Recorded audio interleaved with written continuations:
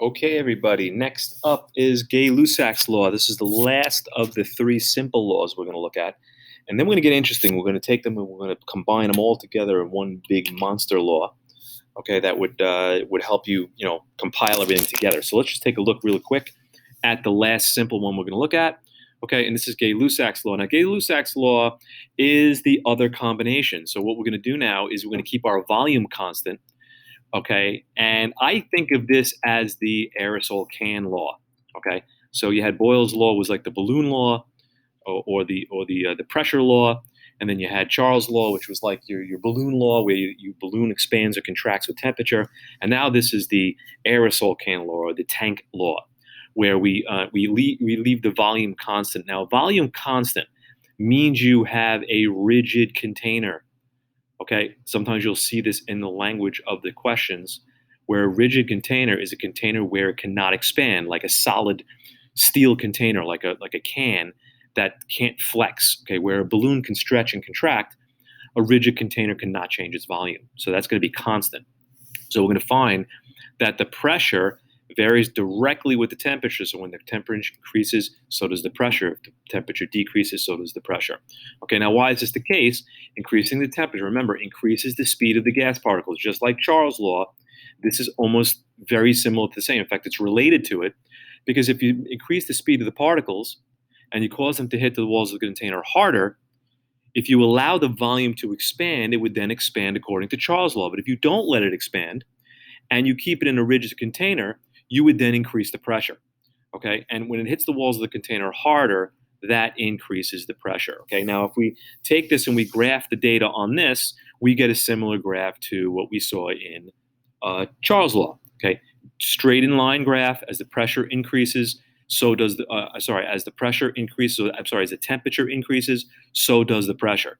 Okay, in ATM or whatever you decided. Now, and same thing like Charles' law, and we'll do a little quicker on this.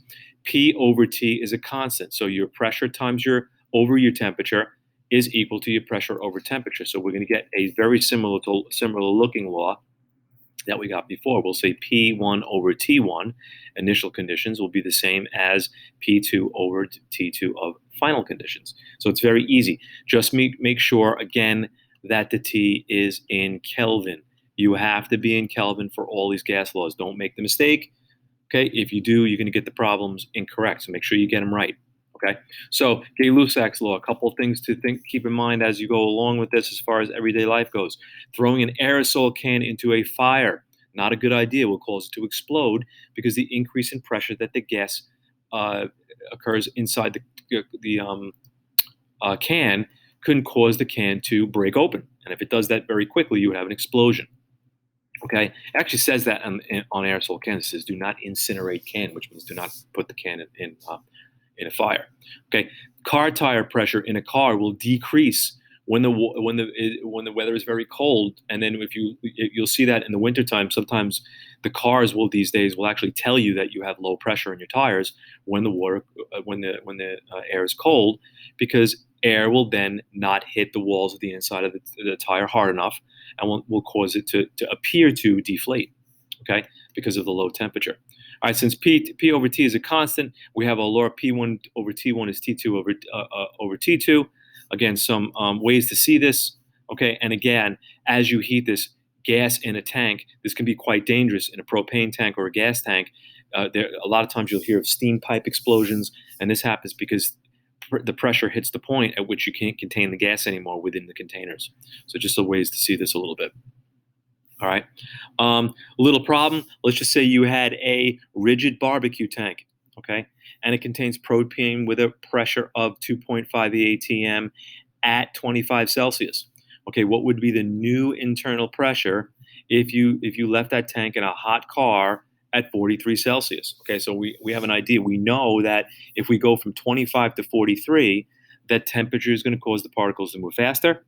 It should cause the pressure inside to increase because it's in a rigid barbecue tank. Again, that can't flex, all right, which is not very, very safe. Okay, so we're expecting the pressure to be higher than 2.5 atm. So what I'm going to do is take my I should always write my formula down. P1 over T1 equals P2 over T2. Okay, we're going to take our 2.5 atm We're going to put that over 298 K. Okay, we're going to change that to Celsius to Kelvin. Again, 25 plus 273 is going to be my 298. And I'm set that equal to what would be the new internal pressure. I don't know what that is. That's my X. Okay. And then my 43 plus my 273 is going to be 316 Kelvin. Okay. So if I cross multiply, I am going to get 2.7 ATM, which is greater than 2.5 ATM. So it appears that this is pressurizing the tank. Okay. So again, very simple problems, not that hard. Don't forget to change to Kelvin. Really important right there and right there.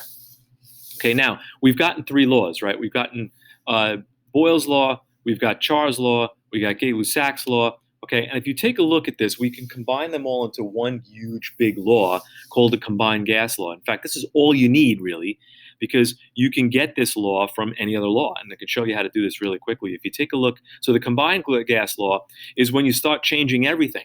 What if you change the pressure, the volume, and the temperature? And if you change all of this, you can combine everything into one really useful law, okay? The only variable we have to watch here, okay, that's remaining constant is the amount of gas. Remember, we're not changing the amount of gas. The amount of gas is constant in all three of these laws. And now we get the fourth law. So the fourth law becomes this law. And if you take a look at this, you'll see it contains all the laws. Now, for instance, Boyle's law was the PV-PV law. And that would be if the temperature was constant. Now, if this temperature was constant, this was the same number on both sides of the equation. If you cross out that law, if you block that out, you will see you'll end up with Boyle's law. Okay? If you block out the V and had the V is constant in a rigid cylinder, you would have P1 over T1 is P2 over T2, and then you would have Gay-Lussac's law.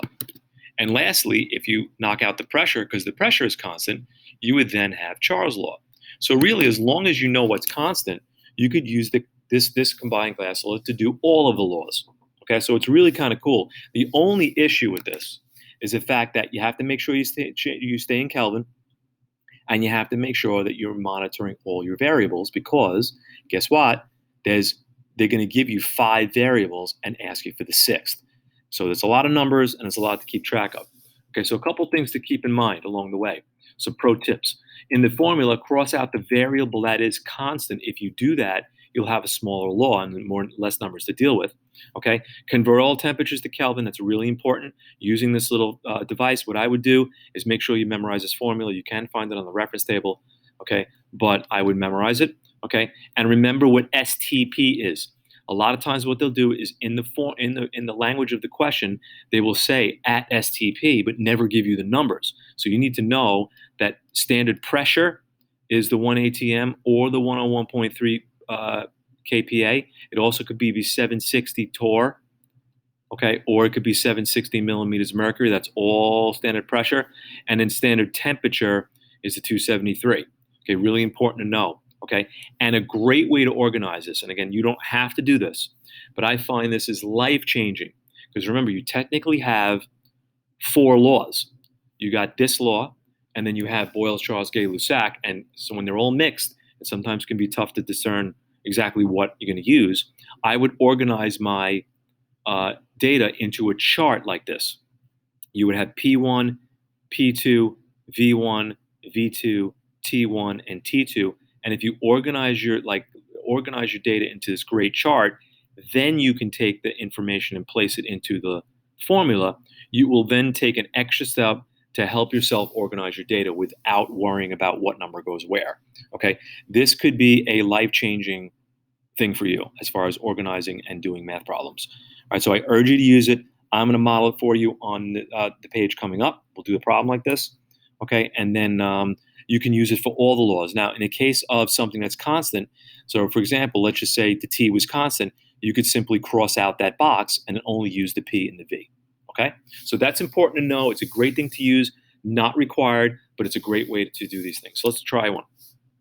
All right, so we got ourselves this problem. And again, you don't know what they're going to ask you at this point. It could be anything. So let's just say a gas takes up a volume of, well, let's go back. Sorry.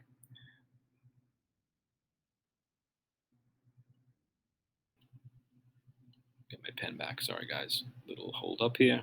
All right. So a gas takes up a volume of 17 liters and has a pressure of 23 atm and 299 K. If the temperature is raised to 350 K and the pressure is lowered to 1.5, what is the new volume of the gas? So we're looking for the new volume of gas, and I'm given 5 numbers. So it looks like a lot changing here. So let's just load all of this into the chart and then see what we can go from there. All right. So we have a volume of 17 liters, and that looks like is the first conditions. So under V1, which is my first condition, that's my volume, I'm going to put 17 liters. Okay. And as a pressure, it currently has a pressure of 22.3 atm. That's a pressure, so that would be P1. Okay, 2.3 atm. Okay, and that's at 299 K, so I'm in good shape. In my first conditions, that's the present conditions. Okay, now notice that the T is in Kelvin already. Make sure you're in Kelvin, and it is. If not, you got to get it there. Okay, and it says if the temperature is raised to, so this is future conditions, 350 K, and again, I'm okay because I'm already in Kelvin, I'm good. And a pressure is lowered to 1.5, that's my pressure. Okay, ATM. What is my new volume? Since I don't know that, that is my X. So look at that. I organized my numbers really well. I got rid of all the extra wording, and now I'm looking like I'm in good shape. So I'm going to take P1, V1 over T1, okay, equals P2, V2 over T2. Now I can cross multiply this the way I could do this if I want to, or I could just plug the stuff in. Since we're all kind of used to plugging things in, you could do that, or you could say P1, V1 times T2, right? You're doing this thing, okay, times T2, okay, equals P2, V2 times T1, right? And then fill in your variables, okay? But you can do that either one, however you want to use it. I'm going to take this law and just plug in my stuff. So I'm going to take 2.3 atm, which is P1, times V1. It's already written for you, and that's the magic of this, right? It's already written for you in the chart, so you can just transfer those numbers in. Over T1 is my 299K, okay? And that's going to equal my 1.5 atm, my P2, all right, times my X of V1 as V2, okay? All over my T2 is 350. And I'm good. So if I cross multiply my numbers, and again, I'm not going to show the work here. You could do that, or you could put these numbers in there if you want to, however you want to do it.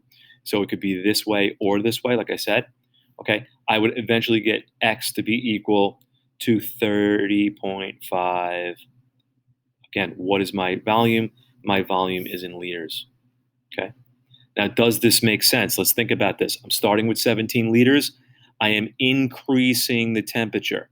What do gases do when you're increasing their temperature? They expand. So we're expecting the 17 liters, if it was only temperature, to expand to something greater. We're also taking the pressure and lowering the pressure. What happens when you lower the pressure? You cause the gas to expand even more. So does it make sense, the fact that you're lowering the temperature and increasing the temperature and lowering the pressure at the same time? Would you expect 17 liters to expand? The answer is yes, and it does. It does expand to 30.5 liters. All right, so that's looking that's looking pretty good. All right, so that's the way I would do all gas law problems at this point. Again, if there is a constant number, you can cancel that out. All right, and then not use that variable. And if you don't use that variable, you simply use what's left in the formula. All right, so if you had PV over T, PV over T, okay, and the temperature was constant, you can cross that out and just use PV equals PV, which would be Boyle's law. All right, so that should do it for the rest of the simple gas laws. The next topic would be if the moles of gas change, what happens when you have a fourth variable? We'll take care of that in the next video. All right, have a great day.